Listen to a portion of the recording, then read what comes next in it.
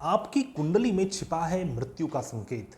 कौन से ग्रह आपके लिए मारक हैं तथा किस ग्रह की दशा आपके लिए एक अंतिम दशा बन सकती है। क्या आप जानते हैं कि आपकी कुंडली में ही कोई एक ऐसा ग्रह है जो आपकी मृत्यु का कारण बनता है। कौन सा वह ग्रह है जो आपके मृत्यु का निर्धारण करता है। आइए इस वीडियो के माध्यम से हम जानते हैं कि किस ग्रह की दशा में आपकी मृत्यु हो सकती है।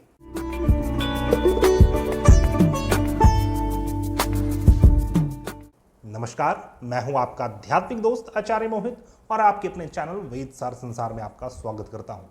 दोस्तों, इस मृत्यु के दशा को जानने से पहले आपको यह जान लेना आवश्यक है कि आप कौन से आयु खंड से बिलोंग करते हैं, अर्थात कि आपके जीवन में कितनी आयु लिखी हुई है, क्योंकि आयु पूर्ण हुए बिना मृत्यु असंभव है। अगर आपकी आयु अभी बची हुई है और किसी मृत्यु कारक ग्रह की दशा आ जाती है तो उस अवधि में आपकी मृत्यु नहीं होती, अपितु उस समय आपको मानसिक, आर्थिक तथा शारीरिक कष्ट की प्राप्ति होती है। जीवन में रोग उत्पन्न हो सकता है या फिर मृत्यु तुल्य कष्ट जातक को झेलना पड़ता है। तो इस आयु खंड को समझने के लिए हमने इससे पूर्व में एक वीडियो बनाया है जिसमें पूर्णतः यह ज्ञान दिया गया है जैमिनी सूत्र के आधार पर कि आप कितने आयु लेकर इस धरती में आए हैं। अल्पायु, मध्य आयु या फिर दीर्घ आयु, कौन सी आपकी आयु है, सबसे पहले आपको यह निर्धारण कर लेना है। और आयु खंड की बात की जाए, कितने कितने उम्र तक का यह आयु खंड होता है, तो अल्प आयु 32 ईयर्स तक का होता है। उसी प्रकार मध्य आयु 32 ईयर्स से 64 ईयर तक की आयु मध्य आयु मानी जाती है। और जो दीर्घ आयु है यह 64 ईयर से 96 ईयर तक की आयु दीर्घ आयु मानी गई है। इसके बाद की जो आयु है 120 वर्ष की आयु पूर्ण आयु मानी जाती है। तो इस प्रकार से सबसे पहले आपको यह देख लेना, बहुत ही सिंपल सा सूत्र है। आप अपने कुंडली को खोलकर कुछ टेक्निक लगाकर कुछ चीजों को, राशि और स्थिर चर द्विस्वभाव राशियों को समझकर आप इसे निर्धारण कर सकते हैं कि आपकी क्या आयु है, कौन से आयु खंड से आप बिलोंग करते हैं। सबसे पहले आयु खंड आप निकाल लें। और यदि आप कम आयु खंड के हो रहे हैं, अर्थात कि यदि आपकी आयु अल्प आयु है या मध्य आयु है, तो इसके लिए आपको घबराना नहीं है, क्योंकि ज्योतिष शास्त्र में ही कुछ ऐसे सिद्धांत बतलाए गए हैं जिस आधार पर आपकी आयु में वृद्धि या फिर क्षय भी होता है। मान लीजिए आप पूर्ण आयु के व्यक्ति हैं लेकिन आपने उस प्रकार के कर्म नहीं किए, या फिर कुछ वैसे योग बने हैं जो उसके विपरीत चीजों को दर्शा रहा है, तो उसमें आयु में ह्रास भी होता है। और सप्तमेश और द्वितेश कब सबसे अधिक मारक हो जाते हैं? जब सप्तम भाव के स्वामी होकर किसी भी मृत्यु स्थान में बैठे हो, या तो 7th हाउस में बैठे हो या फिर 2nd हाउस में बैठे हो, तो यह ग्रह सबसे अधिक मारक क्षमता वाले हो जाते हैं। और इन्हीं ग्रहों के साथ जब कोई भी पाप ग्रह स्थित हो तो वह और भी अधिक मारक क्षमता वाला हो जाता है। पाप ग्रह की श्रेणी में कौन से ग्रह को आप रख सकते हैं, इसे समझने का बहुत ही सरल सा सूत्र है। सिर्फ आपको पाप दृष्टि से नहीं देखना कि जो क्रूर ग्रह हैं वही पाप हो सकते हैं। इसके कुछ आयाम हैं जो आपको समझने का प्रयास करना चाहिए। क्या आयाम है? जो मौलिक रूप से, जो स्वाभाविक रूप से पाप ग्रह हैं, जैसे कि शनि, मंगल, राहु या फिर पाप बुध, ये 4 ग्रह आयु के निर्धारण करने के बाद आपको उन ग्रहों को देखना है, उन ग्रहों की दशा कब आएगी जो कि आपके लिए मारक ग्रह है।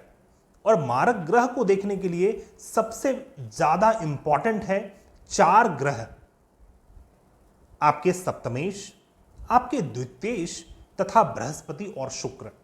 आपके मन में यह सवाल आ रहा होगा कि बृहस्पति और शुक्र तो बहुत ही सर्वाधिक शुभ ग्रह माने गए हैं, तो इनकी दशा में कैसे मृत्यु हो सकती है? दोस्तों, मैं आपको बतला दूं, यदि बृहस्पति या फिर शुक्र ग्रह मारने में आ जाएं तो इनसे अधिक मारक और कोई भी ग्रह नहीं हो सकता, यहां तक कि सप्तमेश भी। कैसे बृहस्पति और शुक्र मारक स्थिति में चले जाते हैं, इस विषय में भी हम इस वीडियो में बात करेंगे। दोस्तों, वीडियो हम आगे बढ़ाने से पहले आपसे यह अनुरोध करना चाहेंगे, कृपया हमारे वीडियो को लाइक करें, शेयर करें और आप अपने सुझाव या फिर अपने प्रश्न को हमें कमेंट बॉक्स में छोड़ सकते हैं। आइए समझते हैं कौन कौन से ग्रह की दशा में आपकी मृत्यु हो सकती है।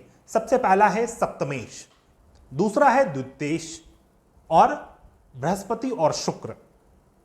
अब इसे हमें समझने का प्रयास करना चाहिए, क्यों सप्तमेश ही मारक स्थान है।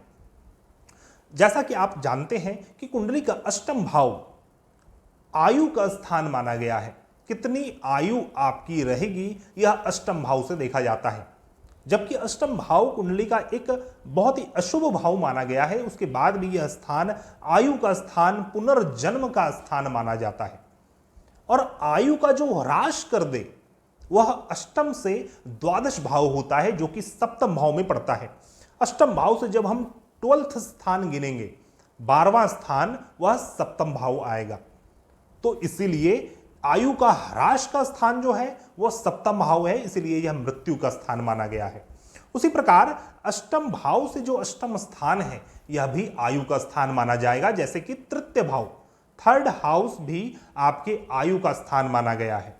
और थर्ड हाउस से जब हम द्वादश स्थान को गिनेंगे तो यह द्वितीय भाव आता है, इसलिए द्वितीय भाव भी मृत्यु का स्थान माना गया है।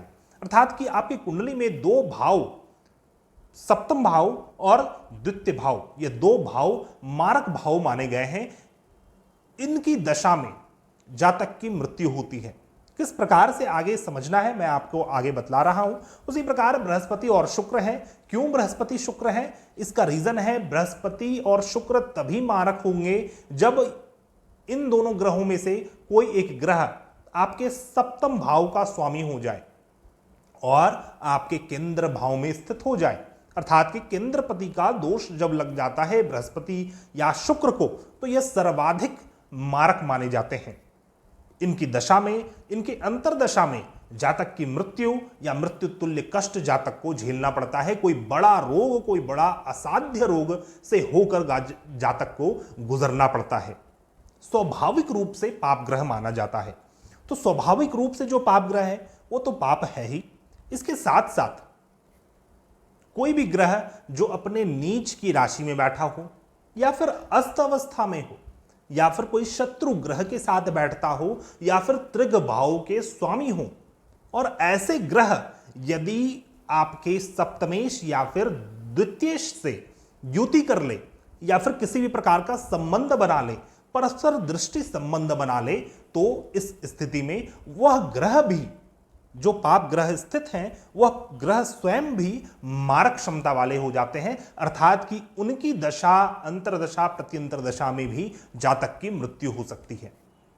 और फिर से मैं आपको बतलाना चाहूंगा, यदि किसी मृत्यु कारक ग्रह की दशा आपके जीवन में चल रही है और आपका आयु खंड अभी पूर्ण नहीं हुआ है, तो उस अवधि में आपकी मृत्यु नहीं होगी, अपितु आपको मृत्यु तुल्य कष्ट प्राप्त होगा।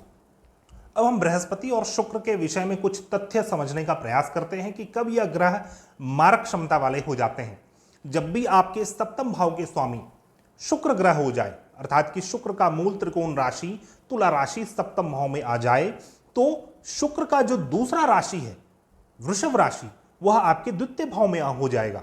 अर्थात कि शुक्र यहां पर दोनों ही मृत्यु स्थान के स्वामी हो रहे हैं। अर्थात कि इनके मारक क्षमता में कोई भी विरोधाभास नहीं रहना चाहिए। अर्थात कि यह ग्रह सर्वाधिक मारक क्षमता वाले हो जाते हैं। अर्थात कि इनकी दशा अंतरदशा में जातक की मृत्यु संभव है।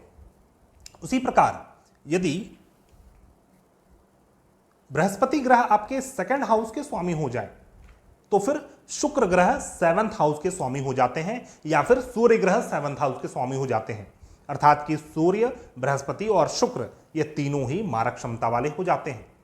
और यदि बृहस्पति सप्तम भाव के स्वामी हो जाए तो शुक्र स्वतः ही द्वितीय भाव के स्वामी हो जाते हैं। अर्थात कि बृहस्पति और शुक्र में इस प्रकार का संबंध बना हुआ है कि जब भी कोई एक ग्रह मारक होगा, स्पेशली जब बृहस्पति मारक होंगे, तो शुक्र भी आपके मारक हो जाते हैं और इनकी दशा अंतरदशा में जातक की मृत्यु हो सकती है। और कौन सा ग्रह सबसे अधिक मारक होगा? मान लीजिए आपकी कुंडली में 3-4 ग्रह मारक हो रहे हैं, तो इसमें आपको यह देखना है कि कौन सा ग्रह सर्वाधिक बली है, सबसे पहले 7th हाउस को देखना है। 7th हाउस के स्वामी या फिर 2nd हाउस के स्वामी 7th हाउस में बैठे रहें तो इस ग्रह से मृत्यु पूर्णतया संभव है। और जो 2nd मारक ग्रह होता है वो द्वितीय भाव होता है। उसी प्रकार यदि सप्तमेश या फिर द्वितीयेश के साथ कोई भी तृक भाव का स्वामी बैठ जाए, अष्टम भाव का स्वामी बैठ जाए, द्वादश भाव का स्वामी बैठ जाए या फिर 6th हाउस का स्वामी बैठ जाए, तब भी यह ग्रह मारक हो जाता है। उसी प्रकार कोई भी पाप ग्रह जो मौलिक रूप से पाप ग्रह है वह भी यदि इन मारकों के साथ बैठ जाए तो मारक स्थिति वाले हो जाते हैं, अर्थात कि इनकी दशा अंतर्दशा में जातक की मृत्यु हो सकती है। दोस्तों, इस वीडियो में हम सिर्फ और सिर्फ विंशोत्तरी महादशा के ऊपर बात कर रहे हैं। यदि आप इस वीडियो को लाइक करेंगे, इस वीडियो में यदि अधिक से अधिक व्यूज आएगा तो हम आने वाले वीडियोज में हम योगिनी महादशा के ऊपर भी बात करेंगे कि किस योगिनी दशा अंतर्दशा में जातक की मृत्यु होती है और किस चर दशा में जातक की मृत्यु हो सकती है। क्योंकि जब तक तीनों दशा एक साथ वर्कआउट ना करें तब तक जातक की मृत्यु नहीं होती। तो यहां पर हम सिर्फ विंशोत्तरी दशा 9 ग्रहों के ऊपर बात कर रहे हैं। अब हम यह समझने का प्रयास करते हैं कि इस स्थिति में क्या होगा कि जब 7th हाउस के स्वामी कोई दूसरे शुभ ग्रह हो जाए, जैसे कि बुध ग्रह, तो यदि बुध ग्रह 7th भाव के स्वामी हो जाएंगे तो बृहस्पति और शुक्र से थोड़ा कम मारक क्षमता वाले होते हैं। और यदि चंद्रमा आपके मारक ग्रह हो जाए तो यह सबसे कम मारक क्षमता वाले ग्रह माने जाते हैं, क्योंकि चंद्रमा वास्तविकता में आपकी माता जी है और माता कभी भी अपने संतान का नुकसान नहीं कर सकती, इसलिए चंद्रमा सबसे कम मारक क्षमता वाले होते हैं। तो सबसे पहले तो आपको अपने मारक ग्रह को निकालना है। आपके 7th भाव के स्वामी कौन है, द्वितीय भाव के स्वामी कौन है, इसे अलग लिख कर रख लेना है। अब आपको यह देखना है कि इन मारक ग्रहों में कौन सा ग्रह मारक स्थान में बैठा हुआ है, सप्तम या फिर द्वितीय भाव में, तो वो बहुत ज्यादा स्ट्रॉन्ग मारक ग्रह बनता है। यदि द्वितीय और सप्तम में कोई भी ग्रह नहीं बैठा हो तो आपको यह देखना है कि 6th हाउस, 8th हाउस और 12th हाउस में उन मारक ग्रहों में से कौन सा ग्रह बैठा हुआ है। इस हिसाब से आपको देख लेना है कि कौन सा ग्रह सबसे स्ट्रॉन्ग मारक बन रहा है। इसे आप एक जगह लिख लें। इसके बाद आपको यह निर्णय करना है कि इन ग्रहों के साथ और कौन से ग्रह मारक हो रहे हैं। और जैसा कि मैंने आपको बतलाया कि इसके कुछ आयाम हैं, जैसे कि जो स्वाभाविक रूप से मारक हैं वह ग्रह यदि साथ में बैठे हों, अर्थात कि पाप ग्रह बैठे हों, या फिर पाप ग्रहों में से उन ग्रहों को भी हम लेंगे जो ग्रह नीच के हो रहे हैं, अस्त अवस्था में जा रहे हैं, या फिर मृत अवस्था में बैठे हुए हैं। ग्रहों की 5 प्रकार की अवस्था मानी गई है। यदि आपके मारक ग्रह के साथ कोई ऐसे ग्रह बैठे हों जो कि मृत अवस्था में हो तो वह ग्रह भी मृत्यु तुल्य फल प्रदान करते हैं, अर्थात कि आपके मृत्यु का कारण बन सकते हैं। उसी प्रकार आपको यह भी देखना आवश्यक है कि तृक भाव के स्वामी यदि उन मारकों के साथ बैठ जाएं तो वह भी मारक हो जाते हैं। और इस प्रकार से आप उन ग्रहों की दशाओं का गणना कर सकते हैं कि किनकी दशा में जातक की मृत्यु हो सकती है। जब एक मारक ग्रह की महादशा में किसी मारक का अंतरदशा प्रत्यंतर दशा चलता है तब जातक की मृत्यु होती है। अब मान लीजिए आपका आयु खंड समाप्त हो गया, मान लीजिए आप मध्य आयु के थे, 64 ईयर के थे, 64 ईयर समाप्त होने वाला है और उस समय तक कोई भी मारक ग्रहों की दशा नहीं आ रही, तो इस अवधि में, इस स्थिति में अष्टम भाव या फिर द्वादश भाव की दशा, अंतर प्रत्यंतर दशा जातक को मृत्यु दे सकती है।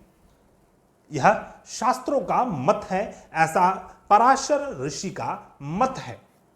तो दोस्तों, इस प्रकार से आपको किसी भी कुंडली का विश्लेषण करना चाहिए और आपको यह निकालने का प्रयास करना चाहिए, निर्धारण करना चाहिए कि किस दशा में जातक की मृत्यु हो सकती है। इसके लिए मैं आपको कुछ चेकलिस्ट देना चाहूंगा जो मैं आपको बतला रहा हूं। इन सभी पॉइंट्स को आपको चेक करना है, तभी जाकर आप सटीक निर्णय कर सकते हैं। क्या है वह चेकलिस्ट? जैसे कि सप्तम ग्रह या फिर सप्तम ग्रह के साथ जो भी पाप ग्रह संयुक्त हो, पाप ग्रह का डेफिनेशन मैंने आपको बतलाया। उसी प्रकार द्वितीयेश और द्वितीयेश के साथ कोई भी ग्रह यदि संयुक्त हो, यह सभी पॉइंट्स को आपको देखना है। उसके बाद केंद्र में यदि शुक्र बैठे हों या फिर बृहस्पति बैठे हों और सप्तम भाव के स्वामी हों, अर्थात कि बृहस्पति या शुक्र को केंद्रपति दोष लगता हो, और उन्हीं बृहस्पति शुक्र के साथ कोई भी ग्रह यदि स्थित हो तो उसे भी आपको देखना है, जज करना है। उसके बाद है वह स्थान के स्वामी, द्वादश भाव के स्वामी तथा द्वादश भाव के स्वामी के साथ किस ग्रह की युति हो रही है। यह सभी आपकी मृत्यु को प्रॉमिस करते हैं। उसके बाद है अष्टम भाव, एट्थ लॉर्ड। एट्थ लॉर्ड आपके पूर्व जीवन के अशुभ कृत्य कर्मों के स्वामी हैं, अर्थात कि कई बार जातक का अपना मृत्यु तो नहीं दिखता, उस अवधि में मृत्यु खंड भी नहीं पूरा होता, लेकिन जब अष्टम भाव के स्वामी की दशा चल जाती है और उस प्रकार के पाप योग बने हुए हैं जो दर्शा रहे हैं कि आपने अपने पूर्व जीवन में कुछ घंघोर पाप कर्म किए हैं, कोई श्राप आपको प्राप्त है, तो अष्टम भाव की दशा में भी जातक की मृत्यु हो जाती है, जातक का निधन हो जाता है।